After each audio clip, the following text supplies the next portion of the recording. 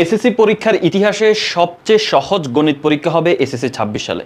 Yes, সবচেয়ে সহজ গণিত পরীক্ষা এসএসসি 26 সালে হবে।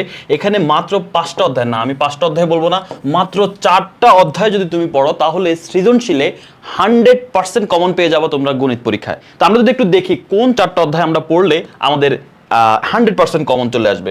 বীজগণিত থেকে যদি 3 অধ্যায় পড়ো, একটা প্রশ্ন 100% কমন। তার পরবর্তীতে হচ্ছে জ্যামিতি, সেখান থেকে তুমি শুধুমাত্র 8 অধ্যায় পড়ো, তাহলে একটা সৃজনশীল 100% কমন। পরিমিতি, ত্রিকোণমিতি থেকে যে অধ্যায়টা তুমি সবচেয়ে বেশি ভালো পারো, মনে করো তুমি ত্রিকোণমিতি ভালো পারো তাহলে 9 অধ্যায়, তুমি যদি পরিমিতি ভালো পারো তাহলে 16 অধ্যায়, যে অধ্যায়টা ভালো পারো সেই অধ্যায়টা শুধু। আর 17 অধ্যায়, এই 4টা অধ্যায় যদি তুমি পড়ো তাহলে তুমি 5টা সৃজনশীল কমন পেয়ে যাবা। 5টা সৃজনশীল মানেই হচ্ছে তোমার ফুল মার্কস সৃজনশীলে, কারণ সৃজনশীলে 5টা সৃজনশীলের উত্তর দিতে হবে। তো এখন এখানে কিভাবে 4টা অধ্যায় থেকে কিভাবে 5টা, কারণ আমরা জানি পরিসংখ্যান থেকে এই বছরই প্রথম এসএসসি 2026 দুইটা সৃজনশীলের উত্তর দিতে পারবে।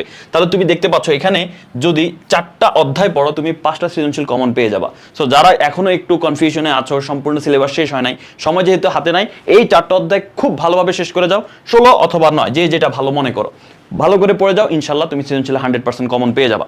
তো আমি এখানে 5টা কেন লিখছিলাম আমার শুরুতে, কারণ তৃতীয় অধ্যায়টা অনেকের ক্ষেত্রে একটু জটিল মনে হয়, যে তৃতীয় অধ্যায় ভাই কষ্ট লাগে, তৃতীয় অধ্যায় ভাই অনেক সময় কমন পড়ে না, একটু কঠিন মনে হয়। তো সেই ক্ষেত্রে তুমি তৃতীয় অধ্যায়টাকে স্কিপ করে তৃতীয় অধ্যায়ের জায়গায় তুমি 2টা অধ্যায় নিতে পারো, সেটা হচ্ছে 2 আর 11 অধ্যায়। অর্থাৎ বীজগণিতে আমাদের আছেই 3টা অধ্যায় মাত্র, যেখানে অন্যান্য বছর 8টা অধ্যায় ছিল বীজগণিতে, তোমাদের মাত্র 3টা অধ্যায়। তো এখন এখানে তুমি 3 বাদ দিয়ে তুমি 2 আর 11 ভালো করে পড়লেও একটা সৃজনশীল অ্যান্সার করে আসতে পারবা ইনশাল্লাহ। তাহলে কয়টা অধ্যায় হলো টোটাল? 5টা অধ্যায়। তো 5টা অধ্যায় হইলো, এখন এই 5টা অধ্যায় পড়ো ভালো করে, ইনশাল্লাহ কমন পেয়ে যাবা।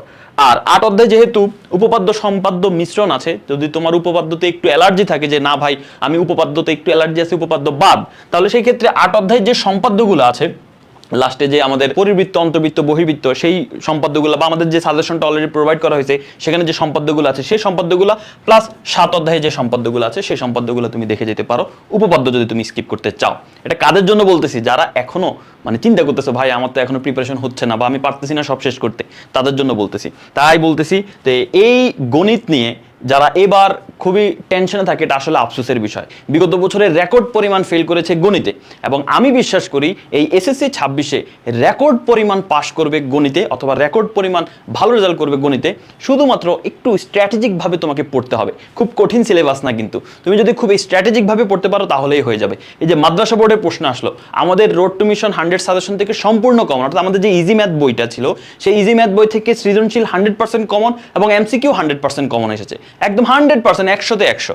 তো তোমরা যারা, তাদের কাছে ইজি ম্যাথ বই আছে, তোমরা চেক করে নিতে পারো, আমাদের পেজে অলরেডি পোস্ট করা আছে। আর নবম দশম শিক্ষার্থী থাকলে তোমাদেরও বলতেছি, তোমাদের জন্য ইজি ম্যাথ বই আছে, সকল বিষয়ের সব বিভাগের বই আছে, বইগুলো সংগ্রহ করতে পারো। আর এসএসসি 26 তোমাদের জন্য শুভকামনা।